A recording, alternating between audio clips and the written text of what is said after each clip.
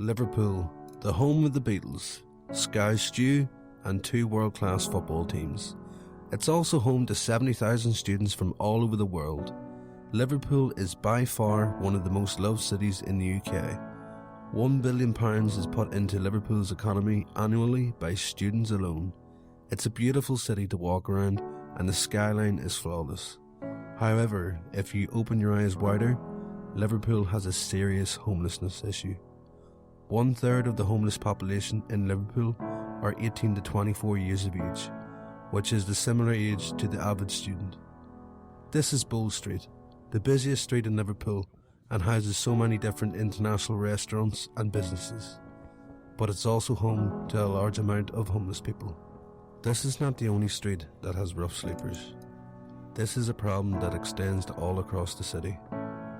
As many people do, we feel strongly that this is a problem that needs to be dealt with. And with our university, there isn't enough students willing to help the cause. And this is the reason for this short film, to advise and encourage students to volunteer. I could not have embarked upon this journey by myself, so therefore I made an appeal to gather a group of like-minded, positive people. I found 5 students that are very passionate and wanted to help the homeless. Here's the team. Hi, my name is Kieran. I'm the project leader. Hi, I'm Ross Howson and I'm the director and editor on Homeless Not Hopeless. Hi, I'm Charlotte Knowles. I'm head of publicity. So my name is Jack Edmondson and I've been the writer for this project, Homeless Not Hopeless. My name is Danny and I'm company liaison for Be The Change UK. My name is Sean Dogan and I am part of the Homeless Not Hopeless crew and I am all things camera. It was imperative that the starting point of our journey was to build relationships and contacts with other charities and people who help the homeless in Liverpool. The Whitechapel Centre was our first point of contact.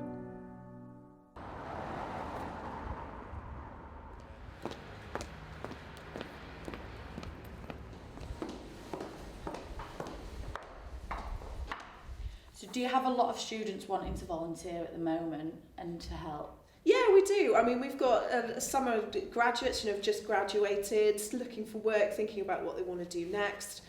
Some are looking for placements or looking for volunteering opportunities that will support the courses that they're doing.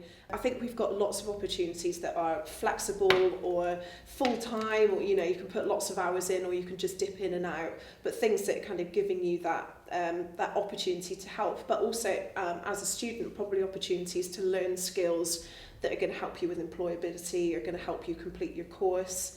So yeah, I think we're really open to supporting students in what they need to get out of it, but also thankful for students coming to help us and do what stay open every day. What other types of services do you offer?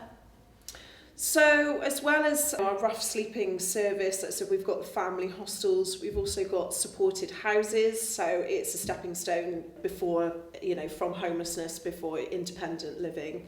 We also provide the No Second Night Out telephone line, which is a number that anybody can phone if they're worried about someone sleeping rough. So we've got very hands-on services. We've got staff that go out to people in their homes and work with them in their homes. And then we've got that kind of central hub up the road on Everton Brow where, service users can come in every day. So we try and cover as many areas and as many ways of reaching people who are homeless as possible.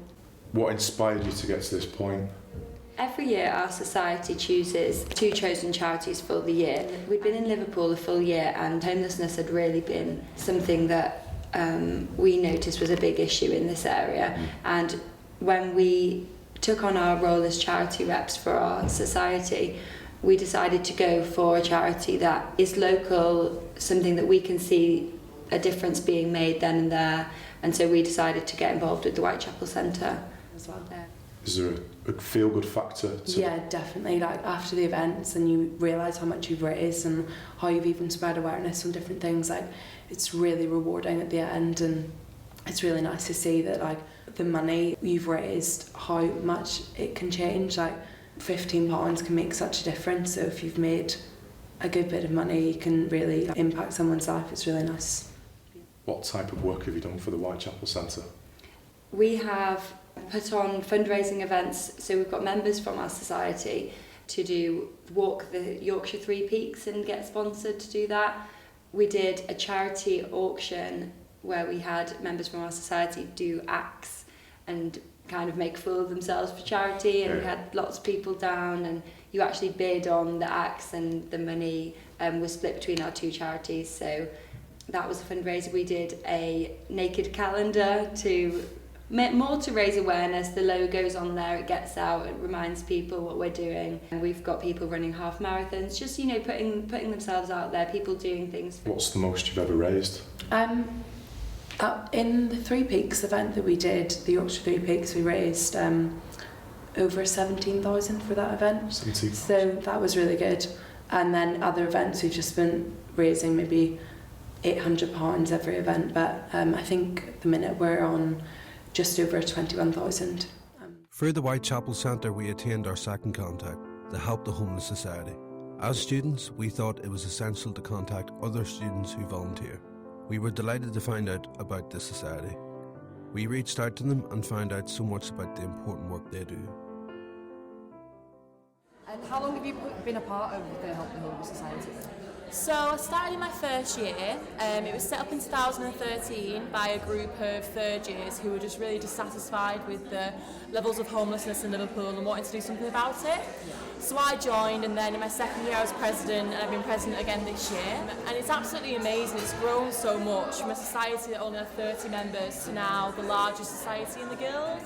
So we're really proud of that, but for me it just shows that so many people care about this issue and want to become involved, and they just needed an outlet for that to happen. So what is your job role within the society that you told me about? So I'm the co-president and basically oversee the running of the society, particularly the breakfast kitchen that we run on a Thursday and Friday for refugees and asylum seekers. There's also the sandwich deliveries that we do Monday to Saturday. I just volunteer, and essentially I've just helped out with the breakfast kitchens, and what that is it happens twice a week. What is your job and your role within that then? Can you tell us a bit about that? I do like the sandwich runs, so I take sandwiches from the Guild shop to the Whitechapel Centre and also from Starbucks. Yeah. So I've done both times, some evenings, or sometimes I'll just do one evening and then yeah, so it's just committing a little bit of your time. That's really yeah. Nice. So what inspired you to start volunteering then? Well, I moved over from Cork to Liverpool in September, and I think I was probably shocked with the number of rough sleepers in city centre. Yeah.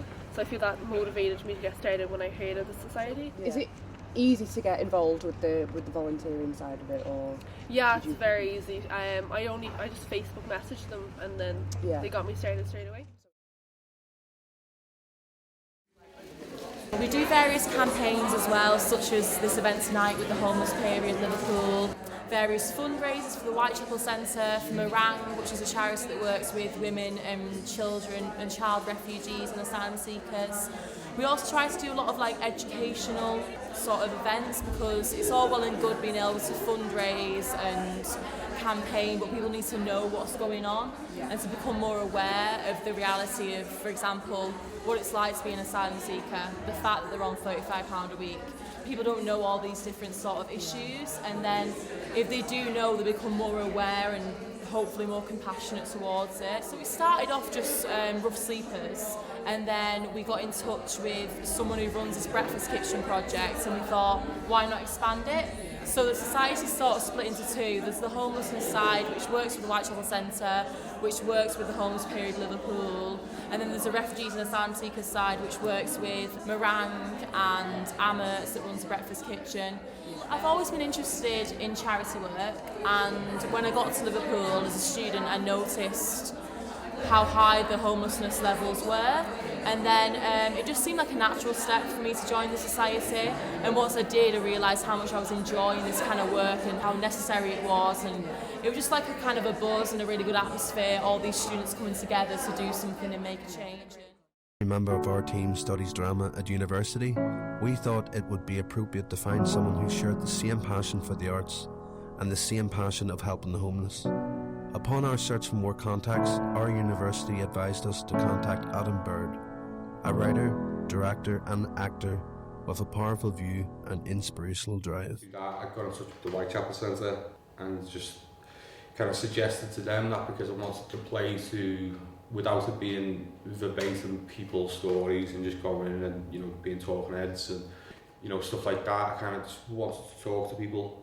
So the one kind of thing I suppose I'm any good at is kind of writing. So I said to them, well, if you want to help, I can come in and maybe teach like a writing class. So that's what I did, and then I'm going in and kind of teaching different kind of writing, ways of writing, more from a therapeutic point of view. I suppose my kind of view on writing is just more kind of to write from the heart and write what you know, as opposed to... That's where the best writing comes from. Yeah, it's like that kind of just write what you know. Yeah.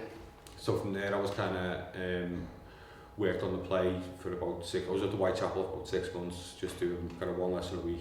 Yeah. So then after that we did a 15-minute excerpt at the Unity for the Scratch Night. So we did that, and then after that finished writing the play. We went back and did a full rehearsed reading at the Unity. Then after that, at the beginning of last year, we then did 3 shows, one at the Whitechapel Centre itself, then one show at St Brad's Church, and then another show at the Florey. Then after that, it's just been a case of now looking at trying to get funding to put the full show on again this year, which touch wood we will. As students, we were interested in knowing what our university's civic responsibility is.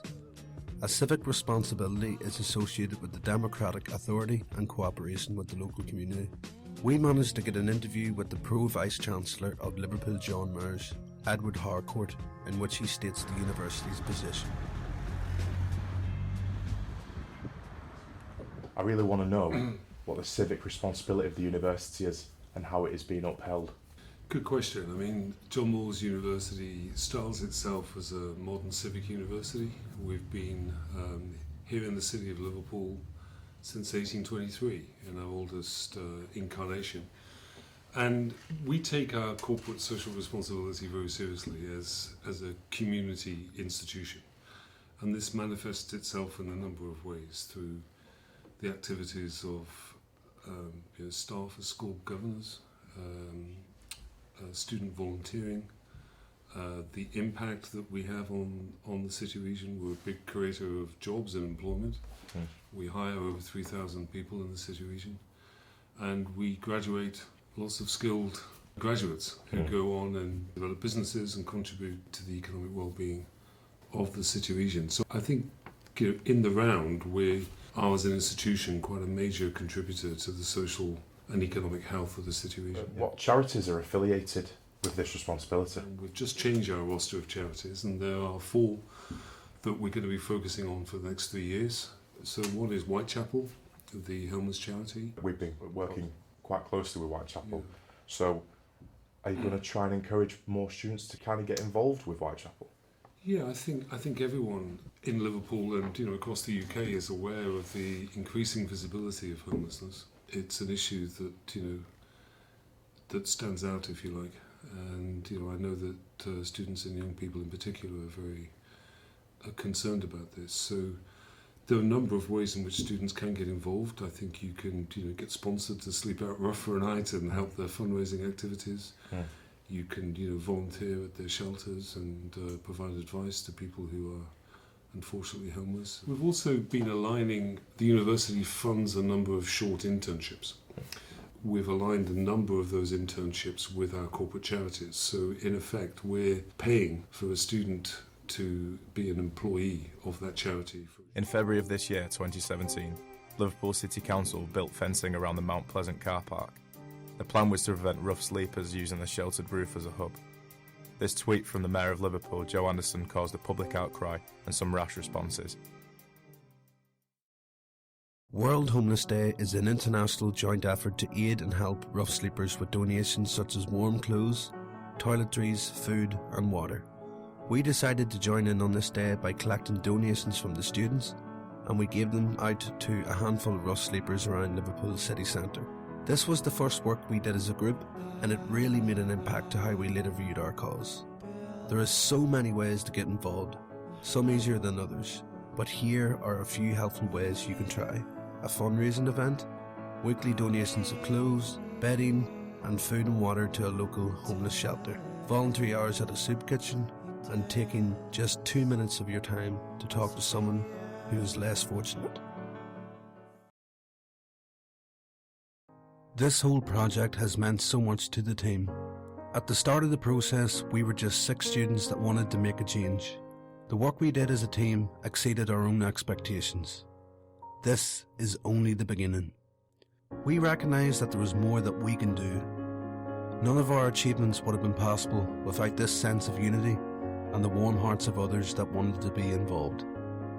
We really do appreciate the efforts of everyone that has taken time out to help us. But now, it is your turn. Be that change.